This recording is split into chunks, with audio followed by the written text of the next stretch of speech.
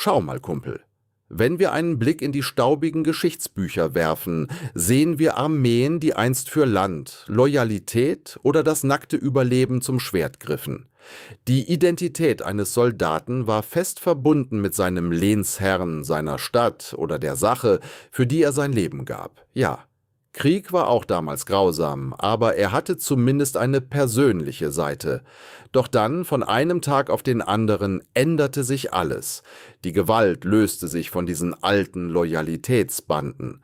Zu kämpfen war nicht mehr eine heilige Pflicht, sondern eine Dienstleistung. Das heißt, Krieg wurde zum ersten Mal in der Geschichte zu einer käuflichen Ware. Diese Söldnerrevolution kam nicht über Nacht, nicht durch eine einzige große Schlacht oder ein Stück Papier. Sie schlich sich leise und psychologisch absolut logisch in unser Leben, während sich die Wirtschaft wandelte. Als in der Machtgleichung das Land durch Bargeld ersetzt wurde, folgten die Armeen dem Geruch des Geldes. Soldaten kämpften nicht mehr, weil sie jemandem von Herzen verbunden waren, sondern weil ihr Gehalt überwiesen wurde. Sobald diese Linie überschritten war, hörte der Krieg auf, ein Arm der Politik zu sein und wurde zu dem, was wir heute ein Geschäftsmodell nennen. Um das Rätsel zu lösen, müssen wir zuerst zurückblicken. Im Mittelalter wurden Armeen aus feudalen Verpflichtungen herausgebildet. Adlige dienten ihrem König eine gewisse Zeit im Jahr und Bauern wurden ohne wirkliche Ausbildung an die Front geschickt. Aber dieses System war ein einziges Fiasko. Es war ineffizient und saisonabhängig. Für kleine lokale Scharmützel mochte es reichen, aber als die Staaten wuchsen und reicher wurden, stieß dieses schwerfällige Konstrukt an seine Grenzen. Stellt euch das vor, die Kriege dauern länger, die Städte werden wohlhabender, es gibt riesige Handelsrouten, die geschützt werden müssen. Funktioniert das mit einem feudalen Bauernheer? Der Mann hat Erntezeit, der will nach Hause. Ohnehin war niemand besonders scharf darauf, für den Thronstreit eines anderen zu sterben. Genau hier kam das Bargeld als Retter in der Not. Die Herrscher merkten, wenn sie die Kohle auf den Tisch legen, können sie Soldaten mieten. Warum eigentlich nicht? Dachten sie sich. Ein Söldner war ein Profi, 365 Tage im Jahr ausgebildet, und er rannte nicht weg, wenn die Ernte anstand. Und das Wichtigste, er kämpfte nicht für eine Überzeugung, sondern weil es sein Job war. Das war kein moralischer Verfall, sondern eine rein logistische Lösung. Da die Staaten komplexer wurden, musste auch der Krieg vorhersehbar und zuverlässig werden. Und in einer Geldwirtschaft hatte Zuverlässigkeit eben ihren Preis. Ihren Höhepunkt erreichte diese Entwicklung im Italien des 14. und 15. Jahrhunderts. Florenz, Venedig, Mailand. Diese Städte schwammen im Geld, aber ihre militärische Macht war schwach. Ihre Bürger waren Kaufleute, Banker oder Künstler. Ihre Hände waren es nicht gewohnt, ein Schwert zu führen. Also fanden sie die Lösung darin, die Gewalt outzusourcen.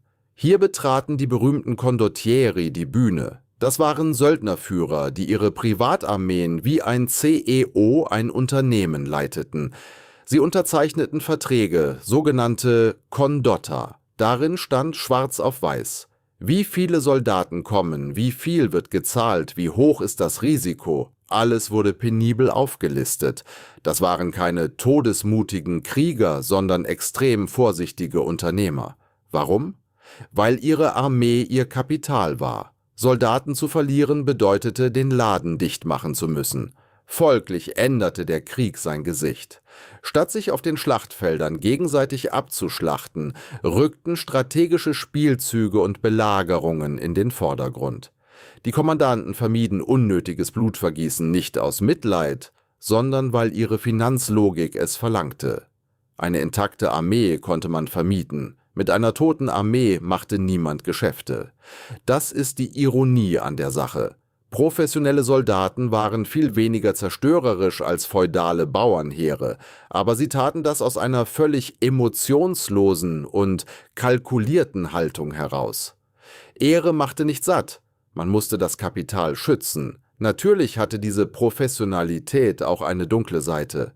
Loyalität war plötzlich so dehnbar wie Kaugummi. Stockte die Zahlung, stockte auch der Krieg. Kam ein besseres Angebot, Hoppla, wechselte man die Seiten. Manche zogen die Kämpfe sogar absichtlich in die Länge, um die Nachfrage am Markt hochzuhalten. Sobald Gewalt zur Ware wurde, war die einzige Motivationsquelle das Geld. Der entscheidende Punkt dieser Revolution war, dass die Staaten ihr Gewaltmonopol verloren.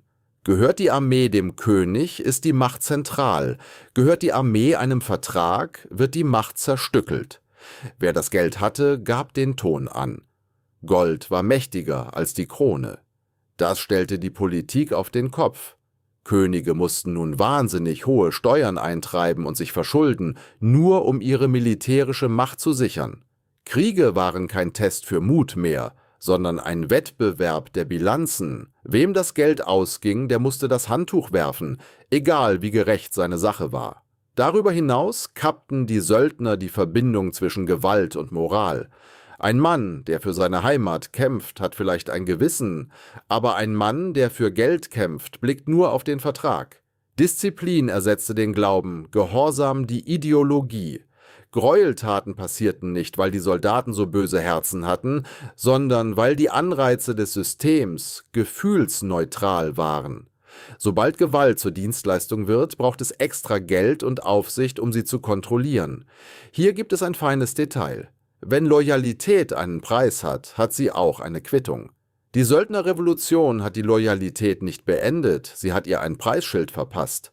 Das setzte einen Teufelskreis in Gang, mehr Steuern für eine stärkere Armee, mehr Schulden, ein noch komplexeres Finanzsystem.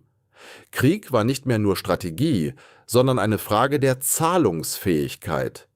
Die modernen Staaten bemerkten diese Gefahr, wenn auch spät. Als sie begriffen, dass Mietarmeen sich jederzeit gegen einen selbst wenden können, sagten sie, am besten holen wir uns das Ganze wieder ins Haus.